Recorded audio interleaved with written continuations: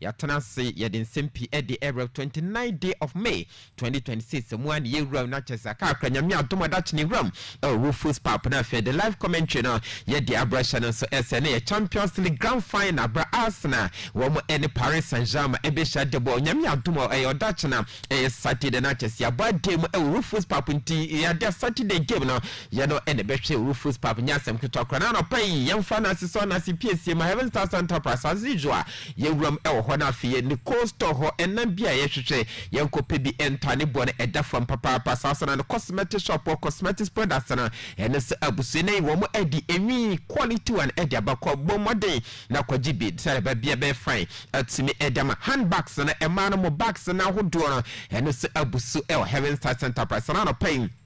Womo Tetra, Yadi Jovedian, Debra on Osikani, 99.7 Osikani FM, 99.7. Young finance any beam, and my Jimmy Heba Clinic or more, Eddie Fapping, my Jimmy Google Heba Mr. Eddie Abba Fapping Meba capsules, Fapping tea and Mr. and a Fapping Cocoa Eba Mr. Benin, or Media by Jamas Rum in Heba shop on Sa, a bit to me, I can Fapping Momo and Renny B. No about Bombe Patromo, des Nyan Fiapri, Womo and any tear, and it's a Roman Calica, sorry now, any dead Chanano Peco, now. Kujua yaresa ajimi heba clinic komo akachana no pay yam fana city bi mentumi ema Big Joe Constructions and Architecture Limited where you registered architect contractor intendance ni de nyina quality me pacho bijo bisi ni kama tumi de manano pay wo mo eta ye chinkran kwanta area Ruaba Limited sika kwa bi fa ho bene na sika cement to dina intumi emfa ema nano pay borum e ne tennis and kran kwanta area Ruaba Limited head of strong kran kwanta kudium as the agency sadabo krom Jofwa rum ewo ne tennis domain kre honyina enkraba tani bi mpanefo bi honoma wo mo se ebo adwuma gidigidi penano pay wo mo eta ye chi alhamdulillah collection center de papa ho eni ekogene pabwa papa ho eni ekogene omo eni National Health Insurance Scheme Officer no eni die ni mhon kran kontakro de rum na foni mpanefo emon komo sanso ana ne tense Blazer Cell Enterprise rum Nafi yakwa kwaje mattress na pillow me patro hwehwe Blazer Cell Enterprise awo ewo me patro opposite Friday market wonum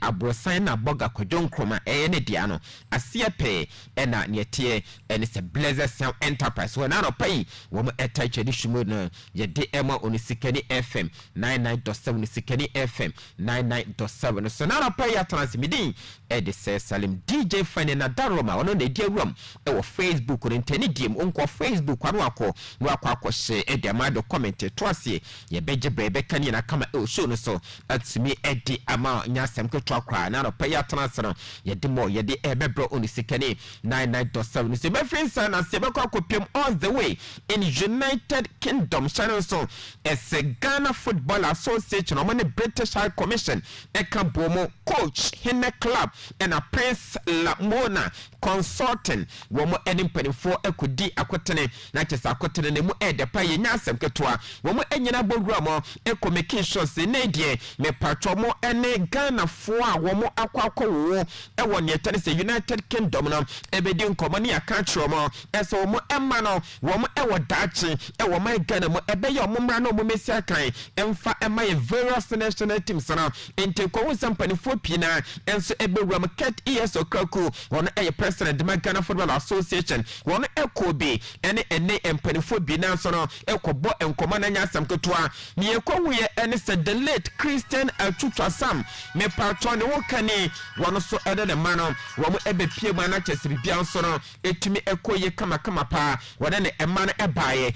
making sure say kwan bia so no wo mo representer bra me patron Ghana's High Commission wo mo enso ne Ghana Football Association aka edeboma wo mo ene mpanifo ko bonkomo se ne bia niam so no ebetumi akoye na fe yaka cha wo fo no so mo man enyina wo mo emesi akan emfa ema ye various national teams na eno eso won semina no pain yade sobo Osikani 99.70 Christian Achutwa Sam the wife no Mary Claire Rupio wono ede ko wusa kwambia so no wono so ebogua mo ne ma no wo mo ebeba ho no mkana kama emu nsemedemana no pai e wo dwumadere sina dwumade no mo ende enkonkwohwe President of Ghana Football Association yewa Simon Edwin Ekraku wadi tuja wasi ene eye efe no womo asade esa talent bia ewo wiase se oye Ghana ni na owo ba bibia no ewo se Ghana Football Association panifo ema sa nipa na akwanya na obesia kan edema various national teams na wode eto obadim se sa na tie in fact ye wo yuka na ukosia kan the Three Lions of England na afi kwade England me patron national teams outdoor no enya better sa ukoya na cha sa ukakobada bi ewo se wo adwumaden na fitimo boa emanya kwanya ahodo esi academy various national teams no yentiket Simon Edwin Okraku president Edema Ghana Football Association. And it is this singular reason why as a football association it is our responsibility to go everywhere in the world to find the best talents and to offer such talents the opportunity to realize their dreams. So our responsibility is to find every talent wherever such talents would be and offer these talents a pathway to realize their dreams. But what we also know as a fact is that not many people know how to reach out to the Ghana Football Association. And there are many families who ordinarily will want their kids, boys or girls, to represent their mother, but they do not know how to reach out. There are also many families who have never been to Ghana and therefore do not even know how the country looks like or how we work in the football industry. And there are many others who think that doors are completely shut. Once you're born here in the United Kingdom, you cannot play for Ghana. These are some of the few reasons why we are here today. To offer all of us, all of you, the chance to say, I am a Ghanaian, I want to play for Ghana. Now, in saying this, it's also important for me to say that it is not all rosy also playing for Ghana. It takes a lot of sacrifices, a lot of self-belief, and a good determination to make it. What I have just said, and I'm sure you heard me clearly, also exists in the United Kingdom. What is true is that we are very, very determined to make things work. And it is the reason why we want to find the human capital wherever they may be to help improve our football ecosystem. It is possible. War and way I cat Simon Edwin Okraku president at the Ghana Football Association artisanal. One also Edin Komopi Nigeria Mapaseneno, the Dona Yawomo Ewamonan and Onim Kwabefaso, not just on Sono Edin Ba Abe Piemo Eso Misiakai, and Fama Ghana Ebe na Kuma Susanko Benebanidi, Obesiaka Dama in your financial teams and so Quang Kwabefasono, or Ma Ghana da, Onim Kwabefaso and Penifobedin Komo, Mia Wukoya no Sobefasona Fenibano, Wabesiakani and some opinion. Wo jamudi to jemun se medeme na no pai e wo dwumade sa dwumade kra na mo no na Michael de Buda Bison e se no ye former midfielder e de ma the Blast Stars of Ghana no so kodi mo enkomo e no de tuja se ne usia kan e de amawo man no kware se e ne monyam hye papa se ene wo so benya kwanya so kusia kan e de amawo man yente Michael de Buda Bison esien wono enso se mo de tuja. There's a lot has been said, and also, of course, I have to thank my mom here. She said a lot, and I mean, representing your country is a huge honor, and also it goes way beyond that. And of course, my path was different because I was born and raised in Ghana, and yeah, and we just have to look after them. Get them young if we can, and also so yeah, they can represent their roots. And so yeah, just a little advice: just keep working hard and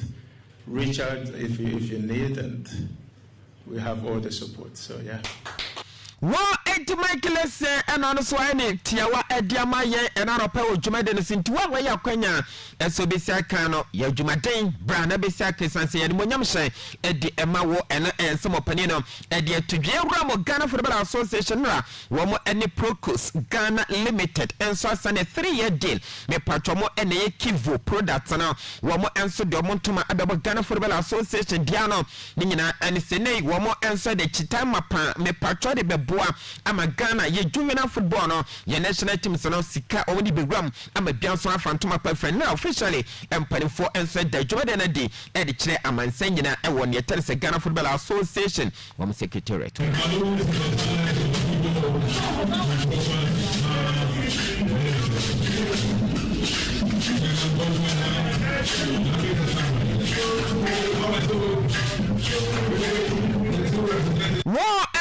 so ayan radio to dwanumo enampani fo bebre na no me patro opanya ne team ed mark adore the vice president of the Ghana Football Association ra the co present blaster side Jesse ed ma Procos me patro Ghana Limited empani fo abano omo sign e deal yen hwe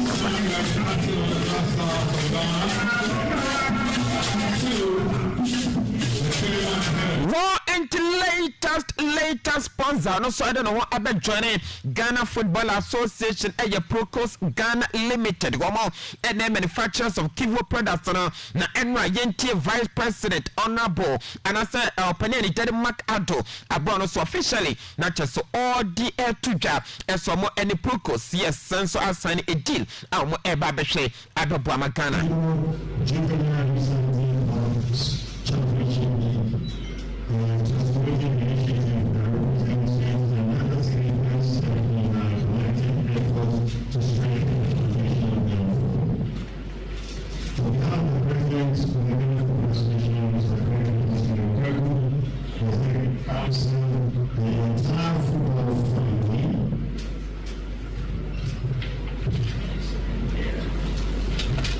I wish to express our profound appreciation to you,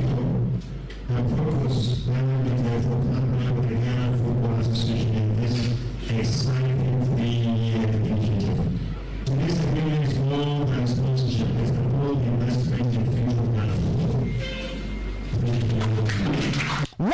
Mark Ado vice president at Ghana Football Association at Samra one of the HMA say Omontoma abebo Ghana Football Association ano enkudano ye national team sono wamuso ebeshana for mudomusika and so the babu ramu ni yankokoshe head of marketing of Procos Ghana Limited Advance Coffee one si din komo nentia wo chechemo say womodomo ho enso be ron say womutusu say womo edomo entuma ne ebabo Ghana diano na womugide mapase kobasa grassroots football no ebe jena na naso nsam kodano juvenile football ena omodomo eba bechemo se juvenile football no eno ena ye dache papa edima Ghana international ye ntimi antete dache na ye dache be ye mobone ntinene womodomo tuma eba Ghana Football Association no es ye juvenile football womoso no edobo sika be ram na omo atete nkoda dache womba be saka edama ye mpedi. So I think not only the Black Stars, our partnership is for the Ghana Football Association, which comprises all the events sanctioned under the Federation. So the youth football, women football, the Black Stars, and also the league as well. But our key focus will be on the juvenile football. And as of now, Black Stars is the focus now because we are going to the World Cup. And our support, or probably in terms of what happened today, is really a good moment for us because we always share it as a brand to give back to the youth or to give back to Ghana as they've supported us for a period of 5 years. So our collaboration is in good order. We think it's wise now that we contribute in development, and football we think is a key point because football is the soul of our nation, and that's why we are with the GFA today. See, the youth are always called the future generation, and knowing that when you build up the youth, you have a great future ahead of you. As a brand, we believe that when we start from the grassroots, they will grow with us. War and no aya opanani dim enso the Evans Coffee way head of marketing Edema Procus Ghana Limited and atisene one so the munchomo Edema ye and Osikani 99.7 so ye ram na fe yanko show the latest and so Ede baba so me na pojuma de so na vice president Ghana Football Association was so no onyanko pem e wo sidie otifie no ne mpanifo edi nkomo e the fact the Blasters of Ghana in fact enema e koso se nyame no kwani feedback omo eje no in fact bibia so no e nige utim say yes competition e was so Blasters bia pese wo jire no ho no nya kwanya na Osikani na Carlos Queiroz so no e coach Edema Blasters mentia wote and is coach no boko experience or one where the boy Emma Blasters no e mo demo esedi e wakam. I think Carlos is quite an experienced coach, and the feedback we are getting is that camp is things are quite exciting out there. Competition is very high, and the morale too is quite high. So the expectation is that the team will put their best foot forward by virtue of the fact that they'll compete. They'll compete as if they are going to play at the World Cup, and that intensity will be seen. I mean, at that level. So it's a fair shot, but we believe that Carlos will do well by presenting the best team he has, and the boys too will go out there and give all they can to the best of their abilities. And then from then on, you can build confidence, you can build on the momentum before the World Cup. Well, and now I am Vice President Edema Ghana Football Association Yura Nietia NS Mark Ado one and at today what they my ujuma de senachino was say another opportunity ebeba at the Amagana and the Carlos Queiroz and see baba friendly match and so sono ebetimi aboye panemomo fana de omo entime finalize team and as a country Ghana and then bebo ansa kwana ya wie preparation and sana World Cup no ultimi akostati to mo was wie nyame atuma Tuesday wo mo ebepe so mo bebo another friendly match and ebemo paneni de Carlos Queiroz Shakwanya na cheso timi de understanding team ni and Sakwanya boy first game against Panama yenti opened team at the MacAdoo Vice President at the Ghana Football Association. Okay, so just look at numbers alone, right? So obviously there was a provisional squad that was submitted to FIFA. So obviously he has a big pool. Out of the big pool he picked out the 28, so which means that he wants to start from somewhere. This is the baseline. So obviously anything can happen between now and June 1st, you know, even though we are very close to June 1st, but all things being equal, this is the number. I would say this number is the number that he has picked. These are the people that he has picked to go to battle with. So let's see what happens, you know, between now and June 1st, when the final squad is announced. But if you are a betting man, you will say that this is as close as you can get. So I don't know. He's the coach, but if I'm betting man, that's what I would say. It's as close as you can get to the 26. What can you say regarding a potential second friendly for Carlos Queiroz? The reports are that the GFA is in contact with Jamaican Football Federation. Yeah, I think something is in the works, but I don't think it's as conclusive as far as I know. But there are plans for a second opportunity for Carlos to play a second game, but I know it's still in the works, so I can't comment too much on it until the deal is sealed. Well, and not a Vice President Edema Ghana Football Association Yura MacAdoo and I tell son of the Munchum Edimana near tennis opinion etiquette Simon Edwin Kraku was the innate President John Dramani Mahama everywhere. Nipaya bonus work criticizing a Kesipayo no the patch opinion dedicate ESO Kraku and Ghana will be Pima radio stations in the Bay 800 will be also comfortable as them in the opinion etiquette Kraku. I'm not too sure that in our country there are more than two people who are more criticized than my good self. Maybe you take the president of the country out, the next most criticized person is Ketu Kraku. Simple. We love football. There are close to 800 radio stations in Ghana. 800 radio stations. And each radio station has dedicated airtime to football. And believe me, every second of the day, the name Ketu Kraku is mentioned. More ene a womparo apeba bia to na krache na wo ba die football na nim na say the soul of the nation na nkenya ne den enti womparo apeba bia to na afia koyedim eno so ede na ye wura na afi yankotwe bebe jana Samuel Jose before 2010 quarter final game against Uruguay. Wono na trainer na waye wo boss no mako aduonu 20 against Richard Fampo Olele Farouk Gazoy Kensa ninyina woto atnosena no kwa pressure wom e the chance okobo game against Uruguay. Nanso nesi yentebe jara Samuel. I was in the form of my life. I was the most confident player in the world for me at that time. I think I was number 3 best player in the tournament after the 3 group stages. So everything was working for me. I was very, very confident. So wow,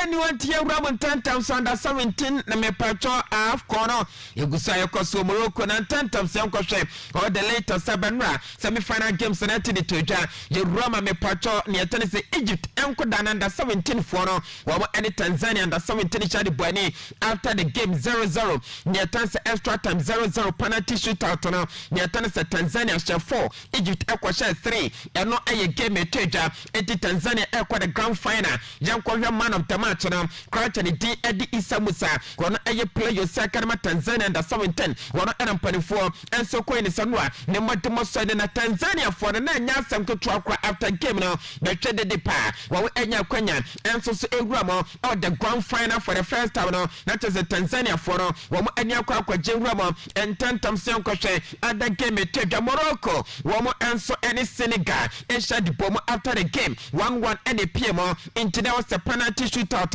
and so to me me patro Senegal one extra 7 Morocco under 17 question senators afim and it is Morocco for kwanya Senegal for tito na nyansa ngeto akwa international ama Senegal kwanya muru am the grand final yankwa man of tomato that particular game na eno eye Muhammad ni tennis award ni wono ena parifo ko bana baso SNA man of tomato no wono so nsa timi koye enti emana ni akosha dressing room wa na nyasam ke twakwa tim say yes me any team and Senegal wo mo under 17 na chance breast na ni Janet Debe wo mo enjo mani papa eno sum e latest na janko nyankopon aya doma Sunday and the tennis and Yami Atuma as a final game. The final game no and no ebe jumbo so many that toss me no and at the grand final ebe to the Morocco Monteso na sa grand final no and no eye Senegal wo mo any Tanzania ebe shade bomo entemun samena no pay ya dosuma no super magic authenticated $Osikani 99.7 so jewra gramo janko show the latest ever na ni tennis so ko piemo enso e woni tennis Miami ma me fan to anymore as a Miami no near Tennessee ne empanifo omo e rolling out new at the same pitch ewe near Tennessee Miami Stadium no etuba Facebook abewo as a Miami pitch no empanifo de kamono kra womo ede saso sene peya ne Tennessee FIFA World Cup no nyame eya doma na chese jumbo sumeno ne da etoso 11 ekwastatia Miami pitch no ene so be ready ama performance no atumi akwa make sure se game no etumi atodwa wono mo na game be de kan e Miami Stadium no ne Tennessee Saudi Arabia the Green Falcons so many Uruguay ene be shade bomo ene latest won sabro jademe na no po juma de ne so ugusu tie Osikani 9 Saranwa Argentina Abesteleste empanifo answer the squad ni di ababa to Monteso na nyasam ke to kwara no pai jedimun sabna edemo jumade ne so entina Abesteleste the defending champion so pania ni di Edelanos Caloni one ne me patron e tenese ne technical team no wo mo ameki sure say wo mo so ed ne tenese final squad no edi eba betwa Monteso into ba Facebook abewo ese jumade no eno so etima ba betwa go na nyasam ke to Nwa womo eye video kama enso make sure say the bell boss squad ni day e da chairman sign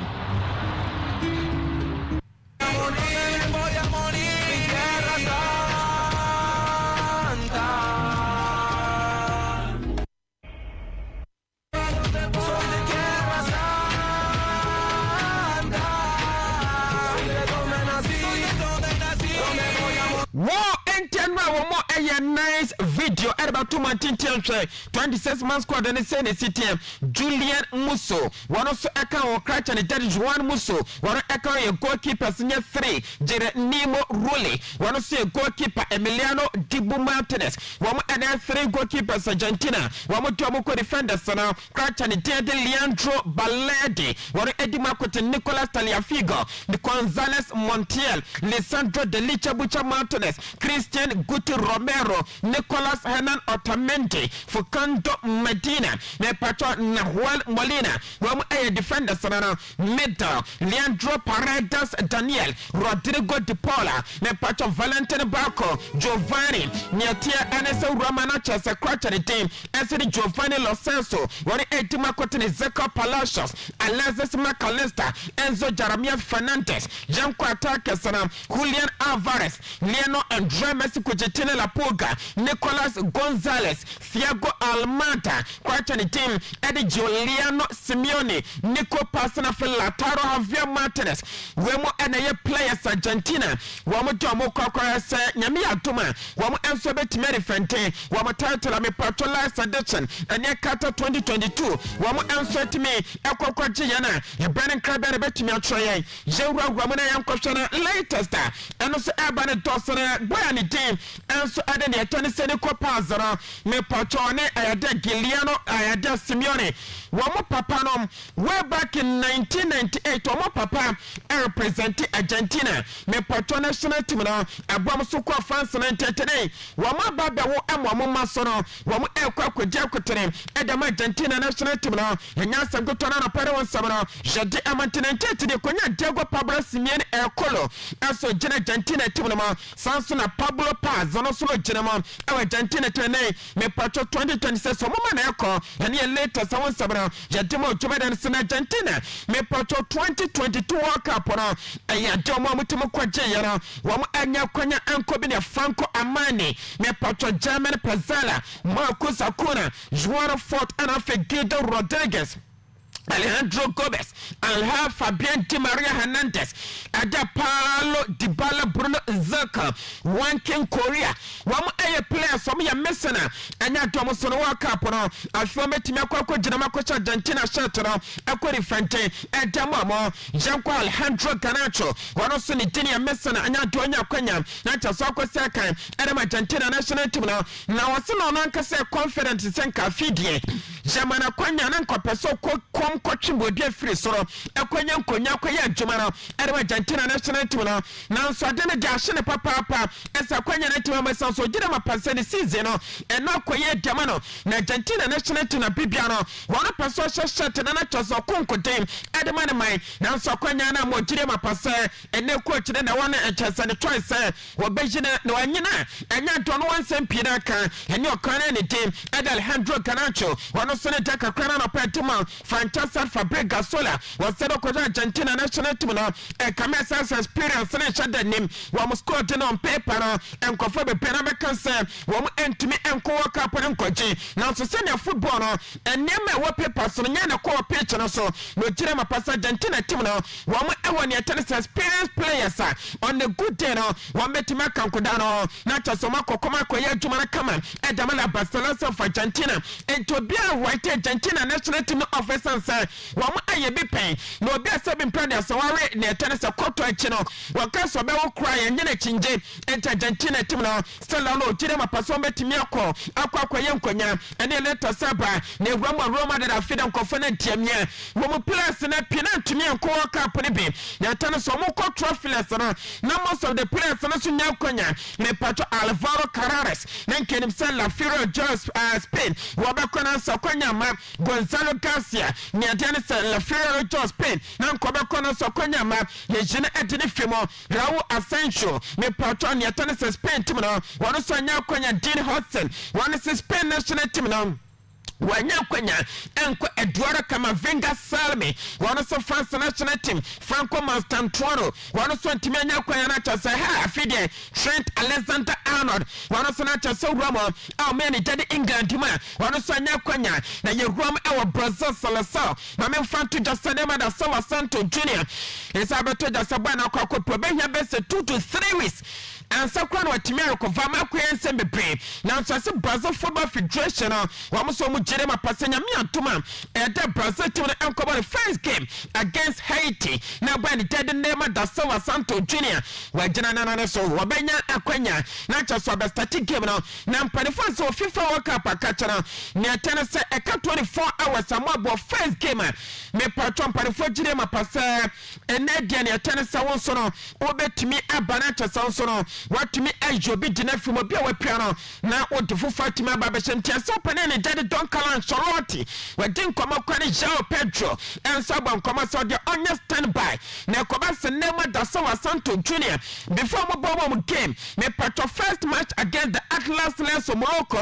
not just Aquana and one toner, now a Cobas Yini Dinner from it and Jao Pedro, Wabenya Quenya Besaka, and a Master of Brazil, what would hate and I friendly match and also a bit to me about some Sabana, Jaduma not approach better than Senegal, the Taranka Lions of Senegal, what was a minimum Casa touch it down. I mean, it me patro United States of America,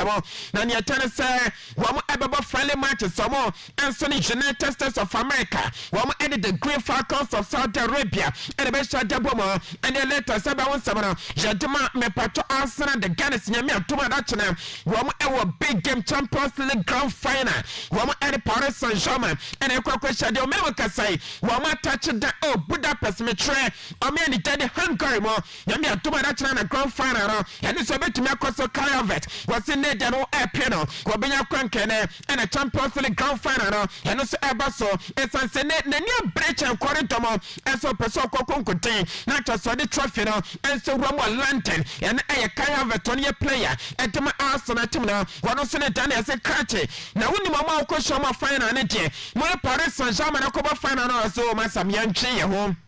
Na pia jino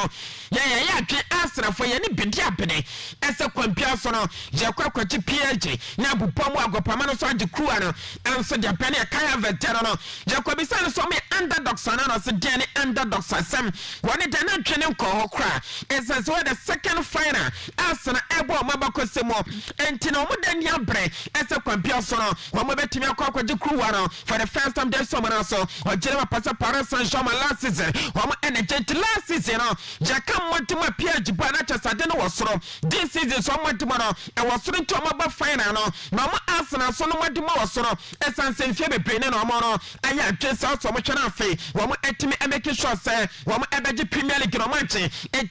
Champions League no one ebeji brand competitor ye bena fair de Juma Denina ya da pima nyami atuma dwam ye nshana fe ya fa all the latest no entimi Emran 70,000 so no ye betwa na fe nyami atuma hwia no yet all the latest no yet him edaba besimo on your super magical authenticated Osikani 99.7 some prempre de hwe ese Mr. Kutaba homa so a jene no enso timedi nkomona wa kire nia nyame ya ntuma ene ochena ena fenida kwase da so no ebetimi atodwa ye che the weather update no what so atimi edaba besimo no Osikani 99.7 yes me kase Mr. Kuto yensa atimi akanwa homa so ntiyanko na ye Mr. Kuto emmo enkomo good morning say good morning, no, now to say, Yakopana to me, who your pammy patchons way.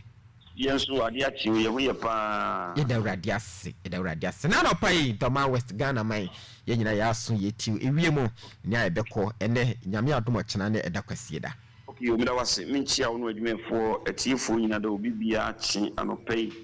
The Shewima is Cinnamon in the Nemuno and pay. Klaus on North Williamson from 23 degrees Celsius. If you are never, I'm not going to do 36 degrees of Aquarium and men and you isolated thunderstorm friend, it be natural. But your middle boss, your bononi half from Grand Quantaba, Bruno Nako step among was in Minako. Half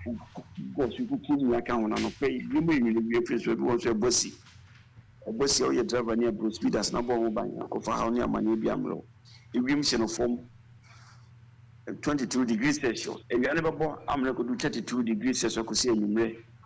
about when the net and can't contact you for me to make the JBB and you ran another also. So you're isolated thunderstorm free and you may call. Now, no pay convert more BB. Remember to me, I could soon after that sense you know Google Kakra and Sikani said BB away, you will do call for mana. A very funny beer, I know what then a foul rubber call, Sibika Crabiana. Now say, I bar with the ano ordinary what the ball on your maho bang. Your bump for any from so and so and pay you kukusu. If you send from when the 3 degrees Celsius, I'm not going to do 32 degrees Celsius. If you are going to number or move see kakra, nothing you ran and also so. Isolated thunderstorm free, baby, you munach and my. Memenda, a busiani, a sort of somebody that Funa Bontoya of Fusman of Panibia. You soon you will never back to see any way, and you ran and also isolated thunderstorm free. Nothing could see and so could see any way. The free best in the corner, you shouldn't be you motto. If I say, Cosera Janame, Yakopa Yaduma, you bring your areas a back cover baby, say in Shuni, Everton. We need a human and such. Yes, that's CP, Mr. Kutunya Kupo, a show, and I don't pay any daddy about the Osikani 99.70 Mr. Kuto Air Canane, and Yadian Sukesi Bia, it me a woho into Bitimia Kwakutu, Janimum, a be a petipetaka cry, and Shadanye,